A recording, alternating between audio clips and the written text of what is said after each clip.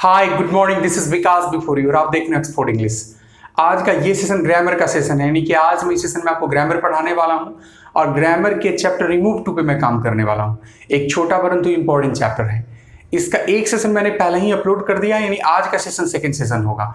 अगर अब तक आपने उस सेशन को नहीं देखा है तो सबसे पहले जाइए उस सेशन को देखिए, अन्यथा हो सकता है कि आपको आज के सेशन में समस्या का सामना करना पड़ सकता है। तो चलिए बिना आपके कीमती समय को बर्बाद किए हुए आज के सेशन को स्टार्ट करते हैं। तो सबसे पहले मैं एक बार फिर से आपको चैप्टर के नाम से आपका परिचय करा दूं, फिर आगे हम थ्योरी को प्रोसीड भी करने वाले हैं। जैसा कि आपको पता है कि चैप्टर का नाम है रिमूव 2। हालांकि आप इसको दूसरे नाम से भी पुकार सकते हैं, जैसा कि आपको पता होगा पिछले क्लास में मैंने डिस्कस किया था। आप इसको रिमूवल ऑफ 2 के नाम से भी पुकार सकते हैं। डिपेंड्स अपॉन यू, आपके ऊपर डिपेंड करता है।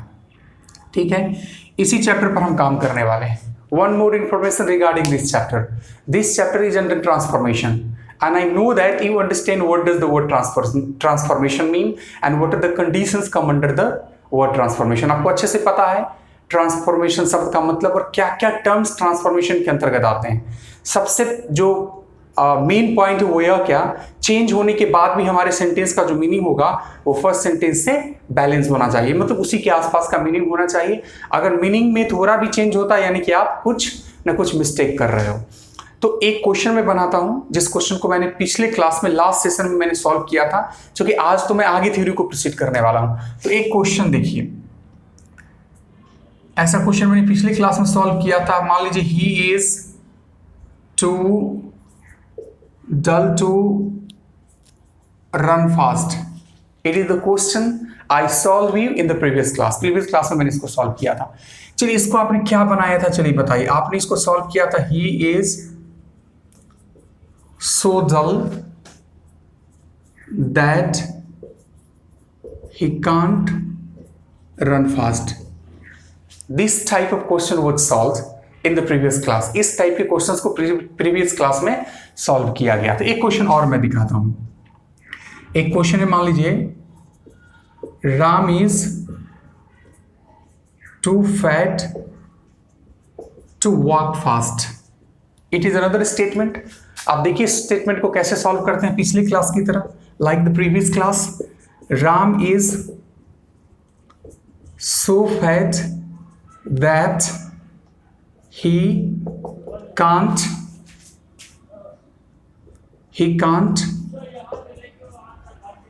walk fast। I think that you do not have any type of problem in solving such types of questions। ऐसे क्वेश्चंस को सॉल्व करने में आपको किसी प्रकार की समस्या का सामना नहीं करना पड़ता। लेकिन आज हमें थ्योरी को प्रोसीड करना है। अब थ्योरी को जो प्रोसीड करेंगे उस बेस को समझ लीजिए। आज इसमें थ्योरी को बताने वाला हूं। मैं देखता हूं अक्सर स्टूडेंट्स जो है वैसे थ्योरी में गलतियां कर जाते हैं, लेकिन आज की सेशन के बाद शायद वो गलतियां आप नहीं करेंगे। तो so it's important for you to be with me till the end of this session if you really want to get your concept clear regarding the chapter remove 2। अब कहां पर प्रॉब्लम है, सो देखिए ये यहां पर सब्जेक्ट है हमारा राम। अच्छा, ये हमारा फिर क्या हो जाता है, सब्जेक्ट के रूप में हम यूज कर रहे हैं ये राम के लिए ही आया है। चाहे यहां पर भी देखिए ही सब्जेक्ट और यहां पर भी देखिए क्या है, ही सब्जेक्ट। यहां पर कोई दिक्कत नहीं है। एक्चुअली हो यहां पर क्या रहा है कि हम जब रिमूव 2 कर रहे हैं, मतलब हम इसको ट्रांसफॉर्म कर रहे हैं, यानी 2 को जब हम रिमूव कर रहे हैं तो हमारा जो स्टेटमेंट इस फॉर्म में आता है, तो इस क्लाउज का और इस क्लाउज का दोनों पार्ट का सब्जेक्ट सेम होता है। क्या होता है, सेम होता है। आप यहां पर भी देख सकते हैं राम है और ही है, तो ही भी किसके लिए यूज किया जाता है, राम के लिए यूज किया जाता है। एक्चुअली ही जो है राम का प्रोनाउन होता है। तो here you can realise that the subjects of both the parts are same। Here you can realize that the subjects of both the parts are same। आप यहाँ पर रियलाइज कर सकते हैं कि दोनों पार्ट्स का सब्जेक्ट जो है सो सेम है। लेकिन हमेशा क्वेश्चंस आपके सामने नहीं आएंगे जहां पर आपको दोनों पार्ट्स के सब्जेक्ट सेम मिलेंगे। You will have to face so many questions where you will realize that the subjects of both the parts are not same। मतलब दोनों पार्ट के सब्जेक्ट सेम नहीं है, तो क्वेश्चंस कैसे सॉल्व होगा। एक्चुअली प्रॉब्लम्स है तो उसका तो सॉल्यूशन है ना। There is no problem which is no solution. कोई प्रॉब्लम नहीं जिसका सॉल्यूशन नहीं है। मतलब प्रॉब्लम अगर है तो सॉल्यूशन है, तो क्या सॉल्यूशन होगा ये एक सवाल उठेगा। अब सबसे पहले देखिए कि क्वेश्चन किस फॉर्म में रहेगा कि आपको अलग सब्जेक्ट लगाने की जरूरत पड़ेगी। This is the most important question here. तो देखिए एक स्टेटमेंट यहां पर देखिए, एक सेंटेंस है, मान लीजिए आपके सामने, माउंट, चलिए माउंट नहीं लिखे, द माउंटेन लिख देते हैं, it's okay. The mountain is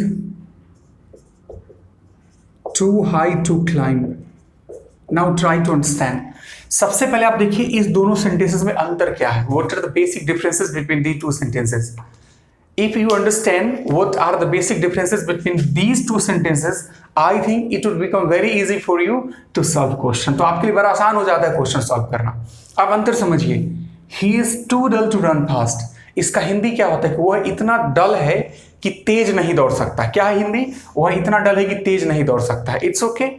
अब यहां पर आप दोनों पार्ट को एक बात देखिए, जब हमने इसका ट्रांसफॉर्मेशन कर दिया यानी कि रिमूव टू कर दिया, तो अब जो हमारा सेंटेंस आया उसका क्या हिंदी है? वह इतना सुस्त है कि वह तेज नहीं भाग सकता है, तेज नहीं दौड़ सकता है।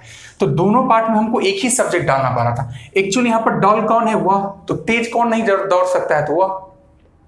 जैसे सेकेंड सेंटेंस में कि Ram is too fat to walk fast, इसका मतलब राम इतना मोटा है कि वह तेज नहीं टहल सकता है। कौन मोटा है? राम। तो तेज कौन नहीं टहल सकता है? राम। ठीक है, इसलिए यहां पर ही यूज किया हमने, चूंकि राम का प्रोनाउन ही होता है। लेकिन इस स्टेटमेंट में देखिए, the mountain is too the mountain is too high to climb. The mountain is too high to climb. अब क्या बता रहा है कि पर्वत इतना ऊंचा है। अब भाई पर्वत ऊंचा है और उस पर चढ़ने की बात हो रही। ध्यान से देखिए, जैसे यहां पर हमने बात किया की थी, किसकी की थी? तो राम की बात की थी। तो राम चूंकि मोटा है तो चल कौन नहीं सकता है? तेज। तो राम। लेकिन यहां पर ऊंचा कौन है? तो माउंटेन। अब उस पर चढ़ने की बात हो रही, तो माउंटेन पे माउंटेन तो नहीं चढ़ेगा। तो इसका मतलब होगा कि यहां पर जो आपका ये सेकंड सब्जेक्ट होने जा रहा है वो थोड़ा सा चेंज होगा। और ऐसे कई टाइप्स के क्वेश्चंस आएंगे। Will have to see all types of questions. Till you are not going to watch all types of questions, I can assure you that you are not going to get your concept clear regarding the chapter remove to। तो चलिए इस question को मैं solve करके दिखाता हूं। देखिए करना क्या है, इसको हम इसको लिखेंगे द, फिर यहां पर हम इजीली लिख देंगे mountain, the mountain is so high that one can't climb it। इस बात को समझिए, ये बात आपको समझना पड़ेगा। यहां पर हमने क्या लिखा? द माउंटेन, और यहां पर मैंने क्या लिखा? वन। अभी तक जो भी क्वेश्चंस आ रहे थे वहां पर हम जो यहां पर ही लिख रहे थे वही यहां पर ही था। ये राम था तो यहां पर ही था। लेकिन यहां पर माउंटेन, और माउंटेन के लिए वन प्रोनाउन नहीं आया है, वन अलग है। क्योंकि सेंटेंस के मीनिंग को आपको बैलेंस करना पड़ता है। पर्वत इतना ऊंचा है कि कोई चढ़ नहीं सकता है। हालांकि आप इसको दूसरे तरीके से भी बना सकते हैं, the mountain is so high that no one can climb it। ये तो दो प्रोसेस हो गया, चूंकि आप लिख सकते हैं इस प्रकार से भी, दोनों का मीनिंग सेम ही आ रहा है। लेकिन अब सबसे महत्वपूर्ण बात क्या है? तो you will have to identify the type। You'll have to identify the type। If you are not able to identify the type, I think you have to face a lot of troubles in solving such types of questions। अब मैं question लिखूंगा, आपको देखना है कि इस type पर best और इस टाइप पर बेस्ट है। अगर इस टाइप पर बेस्ट होगा तो इसके रूल को फॉलो करेंगे, इस टाइप पर बेस्ट होगा तो इसके रूल को फॉलो करेंगे। एक दो क्वेश्चन देखते हैं, शायद आपको उससे कुछ बेनिफिट हो। एक क्वेश्चन देखिए, the boy is too tired to walk. इस क्वेश्चन को आप देखिए, you see this question and try to understand the question, और क्वेश्चन को समझने की कोशिश कीजिए। The boy is too tired to walk, बोल रहा है कि लड़का इतना थका है कि टहल नहीं सकता है, वॉक नहीं कर सकता। कौन थका है? लड़का। और वॉक कौन नहीं कर सकता? लड़का। यानी हम जब इसको ट्रांसफॉर्म करेंगे तो हमारे पास कितने पार्ट्स आएंगे? तो आई सेल्फ टू पार्ट्स, दो पार्ट्स आएंगे। अब दो पार्ट्स आएंगे तो ध्यान क्या देना है यहाँ पर? दोनों पार्ट्स का सब्जेक्ट सेम होने जा रहा है। ये सबसे महत्वपूर्ण पॉइंट है। चलिए मैं सॉल्व करके दिखाता हूं। The boy is so tired that he can't walk। ये जो क्वेश्चन है, this question has been solve by me, you can also solve this type of question. ये इस टाइप पर है, और अभी जो मैंने आपको टाइप बताया ये वाला, इस पर भी जरा एक क्वेश्चन देखिए। क्वेश्चन है the wall is too high to jump. अब सवाल यहां पर उठता है ऊंचा कौन है? Wall, the wall is high. अब जंप उसको कौन करेगा? तो वॉल जंप तो नहीं ना करेगा। यही मेन पॉइंट है, इट्स द मेन पॉइंट। जैसे यहां पर क्या था कि थका कौन है? लड़का। तो टहलेगा कौन? टहल नहीं कौन सकता, सॉरी, लड़का। ऊंचा कौन है? वॉल। जंप कौन करेगा? तो वॉल तो जंप नहीं ना करेगा, उसको तो जंप करने के लिए दूसरा चीज आएगा ना। तो इसको जब हम सॉल्व करेंगे, when I solve such type of question, तो देखिए क्या हो जाएगा। The wall is so high that one can't jump it. आप ऐसे जाइए या फिर आप इस तरह से भी जा सकते हैं। The wall is so high that no one can jump it. ये आपके ऊपर डिपेंड करता है कि आप किस प्रकार से जाएं। लेकिन सबसे महत्वपूर्ण बात, ये जो क्वेश्चन की हम टाइप को पढ़ रहे हैं, this time I am teaching you this type of question. This type has various types. इस टाइप में भी कई टाइप्स आएंगे और सब टाइप्स के बनाने का तरीका अलग अलग हो जाएगा। In the previous class, I solved the questions. All the questions were based on such pattern. इस पैटर्न पर बैठा हुआ था।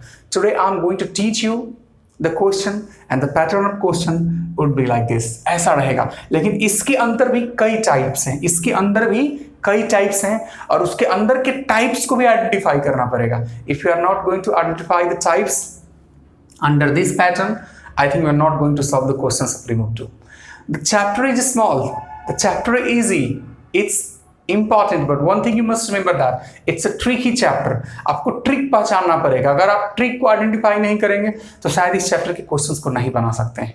तो चलिए तत्काल आप इसका स्क्रीनशॉट ले सकते हैं या फिर आप इसको नोट कर लीजिए, जो करना है कीजिए। मैं आगे सेशन को प्रोसीड करता हूं और थ्योरी को आगे बढ़ाता हूं। यानी आज जिस टाइप में हम काम करने वाले हैं, उस टाइप में जितने टाइप्स के क्वेश्चंस आते हैं, I will try to make your concept clear here. मैं कोशिश करूंगा कि आपके कंसेप्ट को मैं क्लियर कर दूं। पिछले क्लास में, लास्ट सेशन में जितने भी थ्योरीज हमने देखे थे, वो थ्योरी तो कंटिन्यू करेगा ही, लेकिन अब हमारे पास जो थ्योरी है थोड़ा सा ऐड हो जाएगा। ये बात ध्यान में रखना है। जैसे जैसे हमारा चैप्टर प्रोसीड होता जाएगा, हमारा थ्योरी ऐड होता चला जाएगा।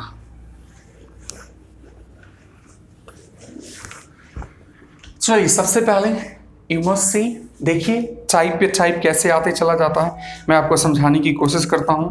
तो चलिए देखिए, जैसे अभी मैंने क्वेश्चन आपको बनाया, फिर से मैं उस क्वेश्चन को एक बार थोड़ा सा रिपीट करता हूं ताकि आपको बात अच्छे से समझ में आए। The mountain is too high to climb. ये क्वेश्चन अभी मैंने सॉल्व किया और इस क्वेश्चन के बारे में मैंने आपको बतलाया कि इस क्वेश्चन में आपको करना क्या होता है कि दो पार्ट्स जब बनेंगे तो दोनों पार्ट्स के सब्जेक्ट में थोड़ा सा अंतर आ जाएगा। Is okay? चलिए इसी क्वेश्चन को मैं थोड़ा लिखता हूं, थोड़ा चेंज करके। द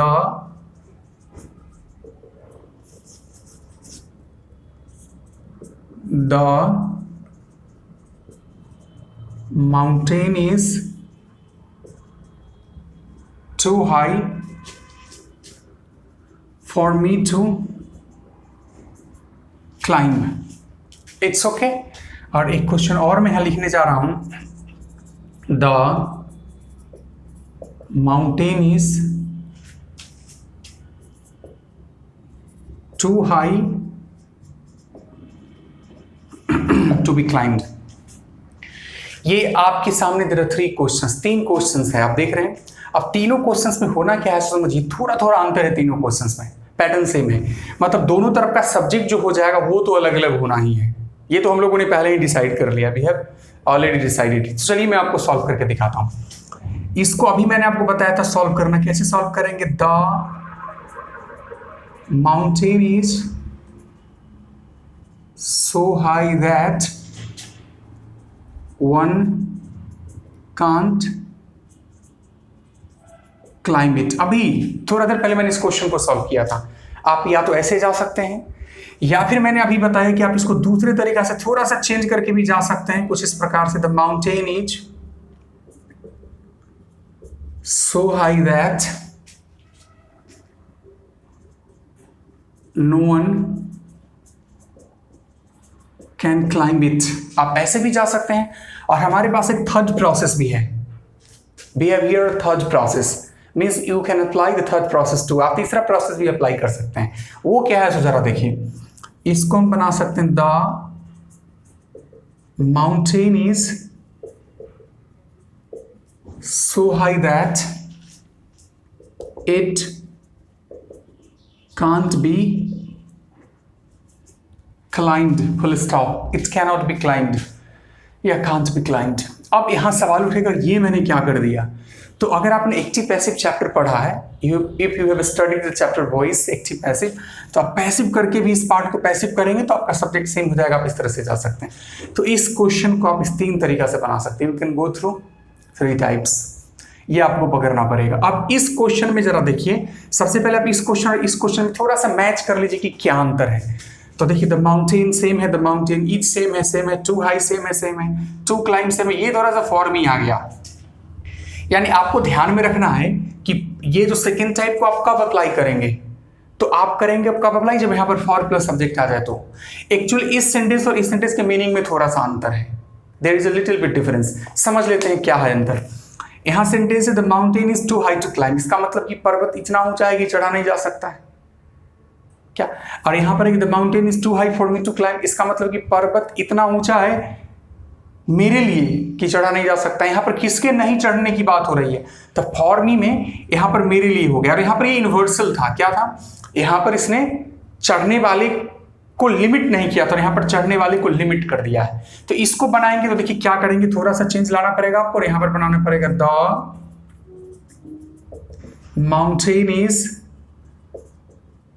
so high that, यहां पर आप लिख देंगे वन नहीं, आई मी है तो मी का सब्जेक्ट क्या हो जाता, I can't climb it.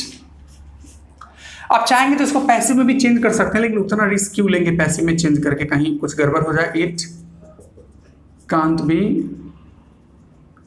Climbed by me, आप ऐसे भी जा सकते हैं, लेकिन ऐसे करने की जरूरत नहीं, आप सीधे एक्टिव में जाइए, एक्टिव पैटर्न को फॉलो कीजिए, आप जा सकते हैं ऐसे भी। अब जनाब इस क्वेश्चन पर आ जाइए आप जरा। अच्छा, इस क्वेश्चन को इस क्वेश्चन से मैच कराइए, थोड़ा सा आपको अंतर दिखेगा। यहां पर क्या था, the mountain is too high to climb, यहां पर क्या है, the mountain is too high to be climb. ये बी क्लाइंब जो है ये पैसिव फॉर्म को रिप्रेजेंट करता है। तो क्वेश्चन में अगर ऐसे क्वेश्चन में जहां पर आपको सब्जेक्ट चेंज करने वाला पैटर्न मैं सिखला रहा हूं, और आपको बी क्लाइंब यानी बी प्लस बी 3 आ जाए और लगे कि पैसिव की बात हो रही है, तो आपको करना क्या है कि आप जो इसको बनाएंगे तो ये सब्जेक्ट आप सेम रखेंगे, मतलब इस टाइप पर आप बना सकते हैं जैसा मैंने बताया। जैसे मैं बना के दिखलाता हूं, सबसे बेहतर रहेगा। The mountain is so high that it can not be climb, आप ऐसे बना सकते हैं। You can solve questions like these, आप क्वेश्चंस को ऐसे सॉल्व कर सकते हैं, लेकिन सबसे महत्वपूर्ण बात कि आपको टाइप आइडेंटिफाई करना पड़ेगा। If you are not able to identify your type, I think you are not going to solve such types of questions.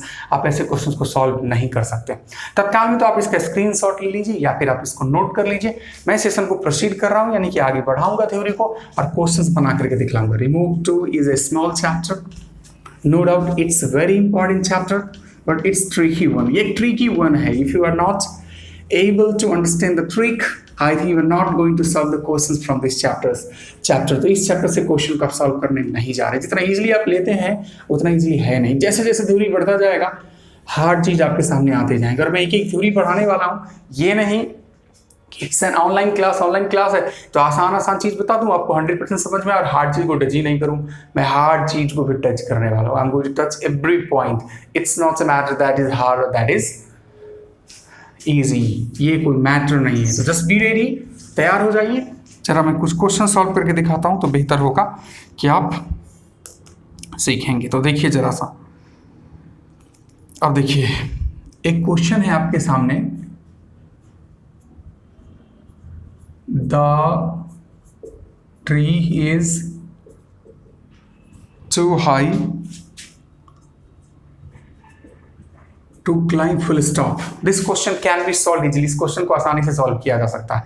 अभी हमने टाइप आपको बतलाया है। सबसे पहले तो आप चेक कर लो, the tree is too high मतलब पेड़ इतना ऊंचा और चढ़ने की बात हो रही है, तो पेड़ पर पेड़ तो चढ़ेगा नहीं, ये तो क्लियर है ना। तो चलिए अभी हम इसको बनाते हैं। इसको हम लोग बना सकते हैं, the tree is so high that, यहां पर आप लिख सकते हो वन कांट क्लाइंब इट। आप ऐसे भी जा सकते हैं। थोड़ा देर पहले मैंने आपको बताया कि आप चाहिएगा तो आप इसको ऐसे भी बना सकते हैं, no one can climb it से भी जा सकते हैं। आप चाहेंगे तो इसको पैसिव में ले जा सकते हैं, और it can not be climbed करके भी जा सकते हैं। लेकिन मेरा मानना है कि आप इस थ्योरी को, अगर ऐसे क्वेश्चन है तो ऊपर वाले इस थ्योरी से आप जाइए, किसी से भी जा सकते हैं। आप फ्री हो, you are free. Next question देखिए और समझने की कोशिश कीजिए।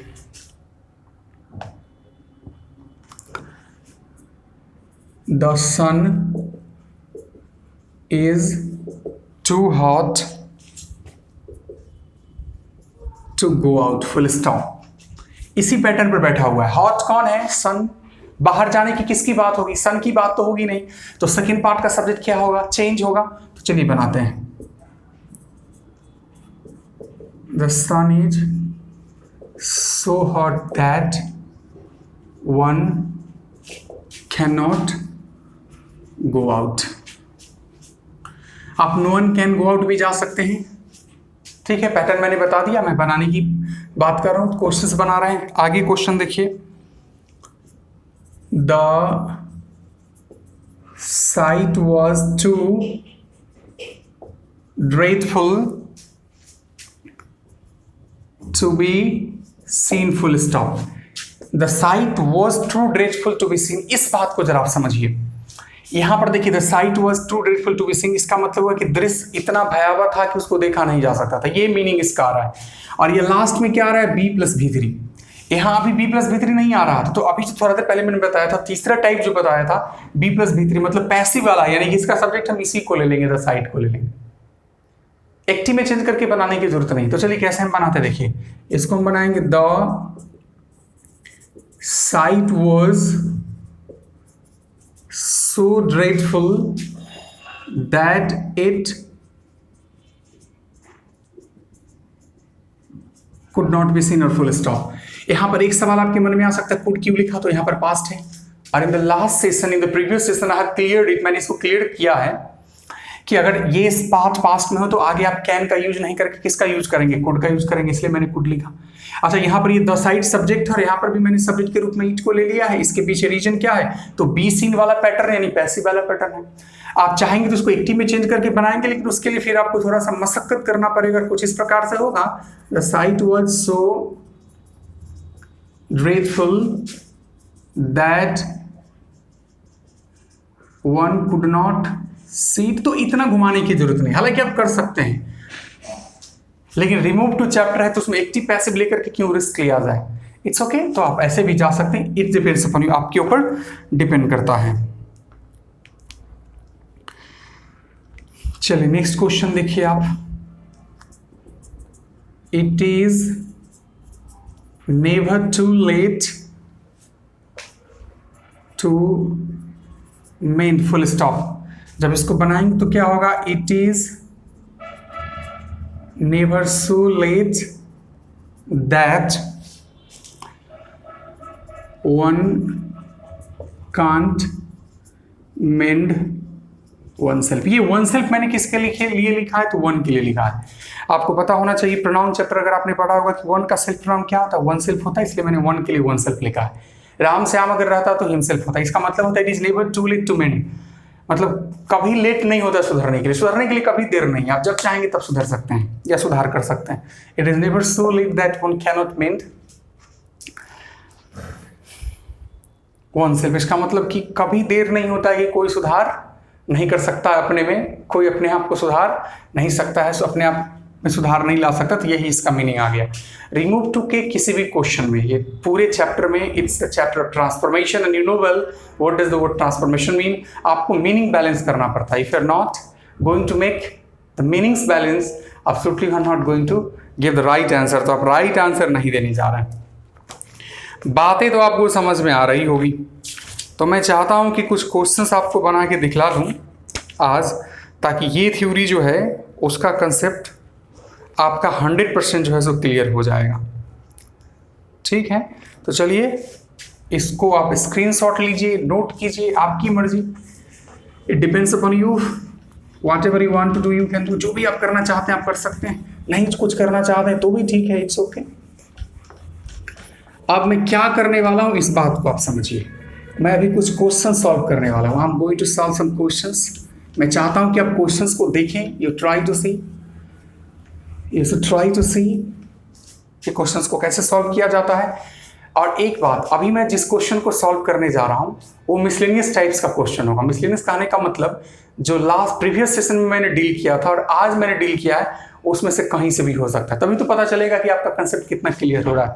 तो एक क्वेश्चन सबसे पहले देखिए, क्वेश्चन है Sita is too innocent to be cheated easily। बात तो समझ में आ रही होगी ना, सीता उतना इनोसेंट नहीं कि आसानी से ठगा उसको जा सके। ये किस पैटर्न का है? तो सबसे पहले देखिए यहां पर जो दो पार्ट आपके आएंगे, दैट क्लाउज से जब आप देखेंगे कि आपका सेंटेंस का पार्ट बदलेगा, तो पहले वाले क्लाउज में और बाद वाले क्लाउज दोनों जगहों पे सब्जेक्ट सेम होने जा रहा है। भाई सब्जेक्ट क्यों सेम होने जा रहा है? तो there is a reason behind it. इसके पीछे रीजन है, क्योंकि यहाँ पर देखिए Sita is too innocent to be cheated easily. Sita इतनी इनोसेंट है कि उसको ठगा नहीं जा सकता। भाई इनोसेंट कौन है? Sita.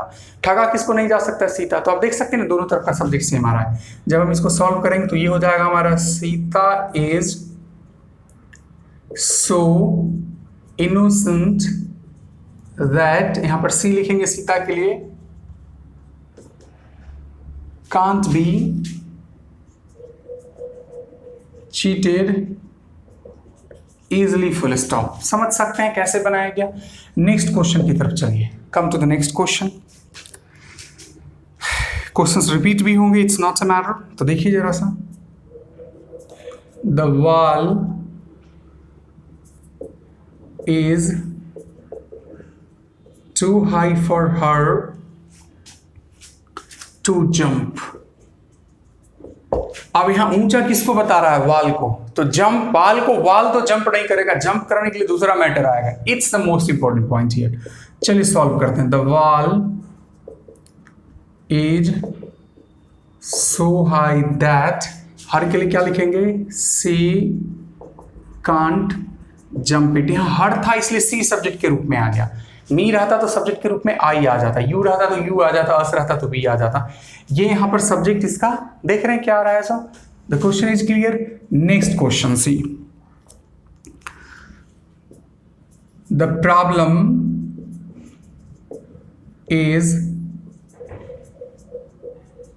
To difficult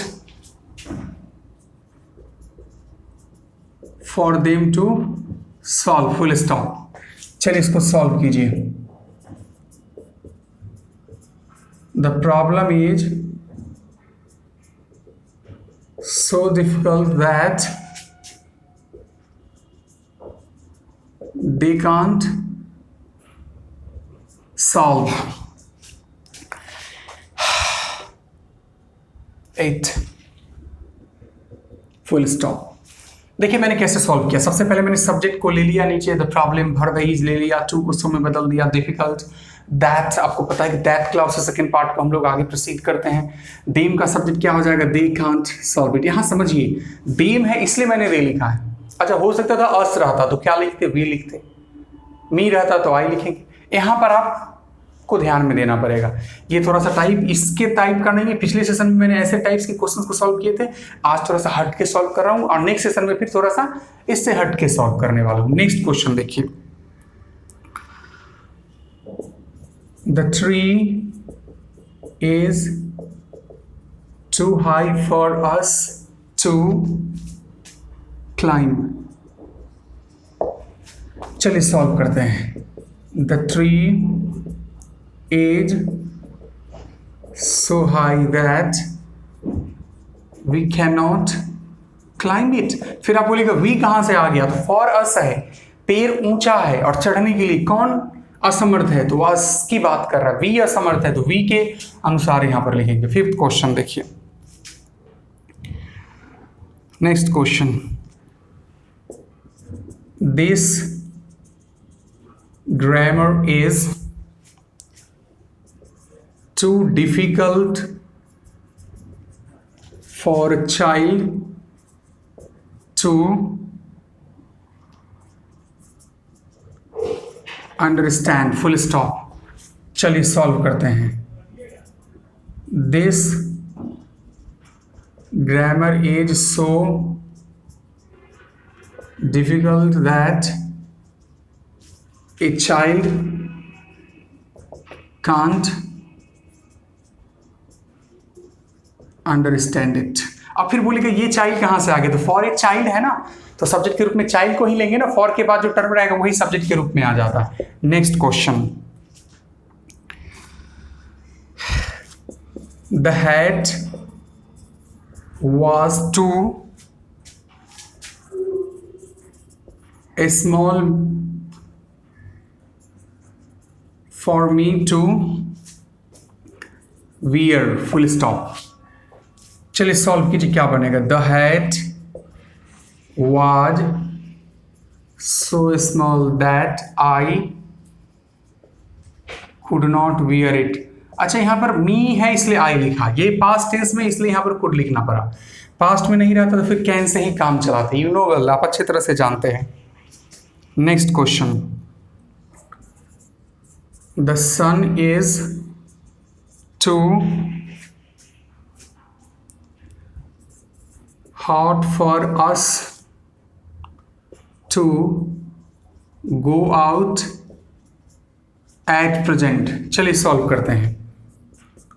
The sun is so hot that we can't go out at present, full stop. यहाँ us है इसलिए we लिखना पड़ा, ये जो है तो इसलिए हम लोगों ने can't से काम चलाया। नेक्स्ट क्वेश्चन देखिए जरा,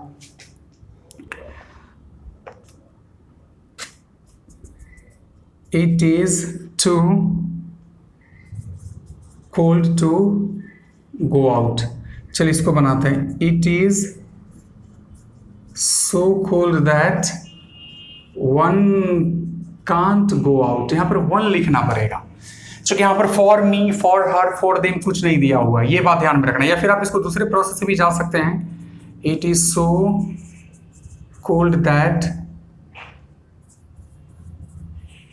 no one can go out. जितना ज़्यादा क्वेश्चंस बनाएंगे उतना ही आपका कंसेप्ट क्लियर होने जा रहा है, इसलिए ये इंपॉर्टेंट है आपके लिए कि आप क्वेश्चंस ज़्यादा से ज़्यादा बनाएं।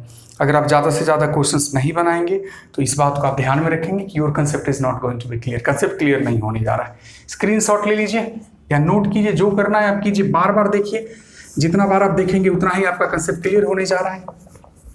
कुछ क्वेश्चंस और मैं बनाने वाला हूँ, I am going to solve some more questions so that your concept में क्लियर, आपका कंसेप्ट क्लियर हो सके। सब कुछ आप पे डिपेंड करता है, कितनी बार आप इसको देखते हैं, किस प्रकार से इसको देखते हैं, सारा चीज, everything depends upon you. Some more questions, I am not going to take this session very long, session को ज़्यादा लंबा नहीं ले जाने में ले जा रहा हूँ, बस तुरंत I am going to end it. But see some questions, देखिए इस क्वेश्चन जरा सा, क्वेश्चन रिपीट करेगा लेकिन उससे कोई फर्क नहीं पड़ता है। फिर क्वेश्चन है, the sight was too dreadful to be seen. अभी थोड़ा देर पहले मैंने इस क्वेश्चन को सॉल्व किया है, कैन यू सॉल्व इट, क्या आप इसको बना सकते हैं? देखते हैं। सबसे पहले क्या बात है कि यहाँ पर आपको बी सीन से पकड़ लेना है। यहाँ पर बी प्लस भी3 आया, मतलब पैसिव मोड में आ रहा है। पैसिव मोड में इस पार्ट को आने का मतलब है कि सब्जेक्ट जो है यहीं से चला जाएगा। एक्टिव करके भी बना सकते हैं लेकिन उतना घुमाने की कोई जरूरत है। जैसे देखिए बनाते हैं, the sight was so dreadful that it could not be seen से आप काम चला सकते हैं। आप अगर चाहते तो इसको बना सकते हैं, the site was so wrathful that one could not see it। आप ऐसे करके जा सकते हैं, या फिर यहां पर भी आप चेंज कर सकते हैं, one could not see it को आप लगा सकते हैं, no one could see it। लेकिन इतना घुमाने की जरूरत नहीं, आप नॉर्मली ऐसे चले जाए। एक क्वेश्चन और मैं रिपीट कर रहा हूं। रिपीट करने का मतलब कि थोड़ा देर पहले मैंने आपको बताया था, it is never too late to mend. क्या आप सॉल्व कर सकते हैं इसको? बिल्कुल सॉल्व कर सकते हैं, अभी तो मैंने बताया है। तो चलिए सॉल्व करते हैं। It is never so late that one can't mend one self. अभी जो मैंने बताया था उस टाइप पर आधारित है। तो मुझे पूर्ण विश्वास है, I hope that you have learned today's concept.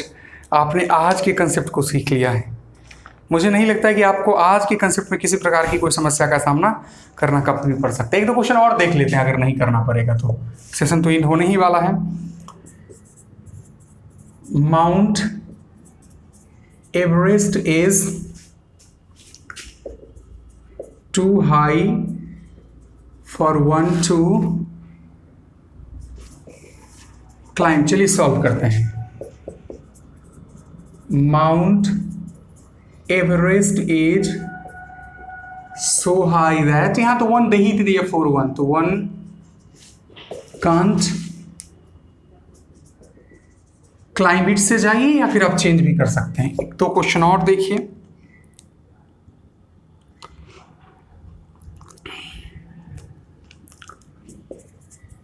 The sun is too hot for Sita